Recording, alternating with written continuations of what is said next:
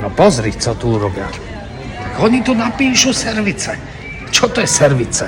Jaj. Všetko samé angličtiny. A prečo tak? Vieš, prečo? Oni čo, chcú vyhodiť slovenčinu?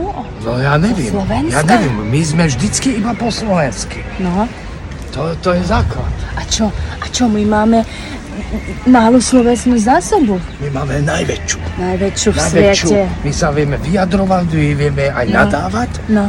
aj poslať niekoho do rytky, keď treba. Áno. Mohli by to kľudne tam popísať služby. Tak, služby. No, servisy. Čo to je tu majú? servis? Čo to je? To nevedia opraviť? Pozri, celá strecha je tam modrá. No, pozri na to.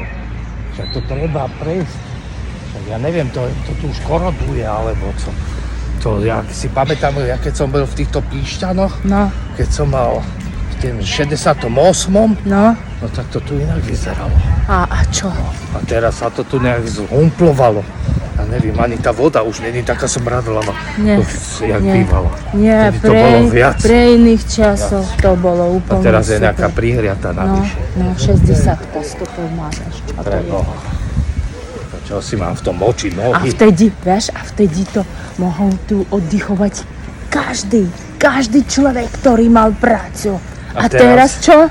Teraz, Čo? keď nemáš peniaze, tak sa do tých kupolovaní nedostaneš. Môžeš? Ani oplatky si nemôžeš... Môžeš si tu dovoliť?